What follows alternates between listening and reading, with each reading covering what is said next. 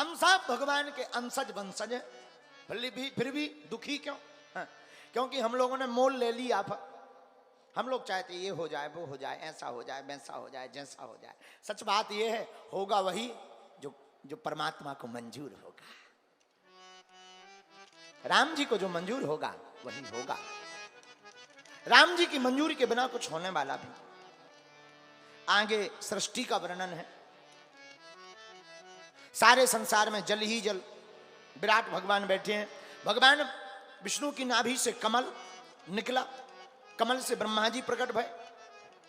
ब्रह्मा जी कमल की जड़ को जानना चाहे पर पता नहीं चला, हड़बड़ा कर वापस आए।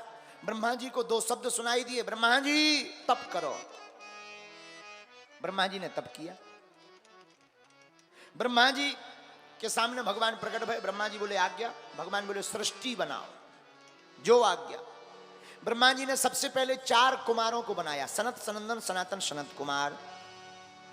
इनसे कहा बेटा सृष्टि बनाओ। चारों कुमार बोले पिताजी क्षमा करो, I am very very sorry. क्यों? हम तो भगवान का भजन करेंगे, आपको जो करना है उसको करो, हम इन झंझटों में हम नहीं पड़ेंगे। ब्रह्मा जी बोले जय हो, हमारे लड़का हमारी बात नहीं मान रहे। ब्रह्मा जी को क्रोध आ गया, और क्रोध आया तो भ्रुकुटी, भ्रुकुटी का मतलब भौं है, भौं टेढ़ी हुई, और भौं टेढ़ी हुई तो भ्रुकुटी का भेदन करते हुए भगवान रुद्र प्रकट हो गए, शंकर भगवान। वैसे तो शंकर भगवान भोले बाबा अविनाशी है, इनका आदि और अंत नहीं, पर भागवत में ऐसा वर्णन है। भेदन करके रुद्र भगवान प्रकट भय। ब्रह्मा जी बोले हे रुद्र भगवान जी महाराज सृष्टि बनाओ। रुद्र भगवान बोले महाराज हम तो भूत प्रीत बना के जानते हैं। ब्रह्मा जी बोले बेई बनाओ। शंकर जी ने इतने भूत प्रीत बना दिए, इतने भूत प्रीत के ब्रह्मा जी बोले बस करो, जेई जेई धर दे हो का। शंकर जी बोले तो करें क्या, हमें तो यही आता है। ब्रह्मा जी बोले तुम किसी काम के नहीं, भजन करो। शंकर जी बोले यही तो हम चाहते थे, चले गए। बाद में ब्रह्मा जी ने 10 ऋषियों को प्रकट किया, मरीचि, अत्रि, अंगरा, पुलस्त, पुलह, क्रतु, भृगु, वशिष्ठ, दक्ष और देव ऋषि नारद। इन्हीं 10 ऋषियों की संतान हम लोग आप हैं, इसलिए हम लोगों का गोत्र भी इन 10 ऋषियों के अंतर्गत है। मरीचि, अत्रि, अंगरा, पुलस्त, पुलह, क्रतु, भृगु, वशिष्ठ, दक्ष और देव ऋषि नारद। छाया से महामुनि करदम जी, वाणी से सरस्वती जी प्रकट भई ब्रह्मा जी के, छाया से करदम मुनि प्रकट भय।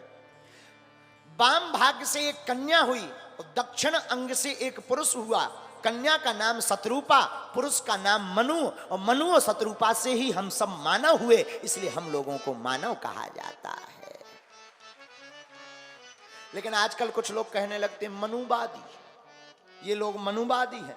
हमें ये दिक्कत हो जाती उनकी बात सुन करके कि जो हम लोगों को मनुवादी कह रहे हैं पे वो कौन वादी है, क्योंकि भय तो सब ब्रह्मा जी से है, सब मनु और शत्रुपा से भय है। लेकिन सब मनु शत्रुपा से भय, फिर कई लोग कहते कि नहीं नहीं हम मनुवादी नहीं है, हम मनु शत्रुपा के नहीं है। तो हमें ये लगने लगता किसी दूसरे गोला से आए कहा।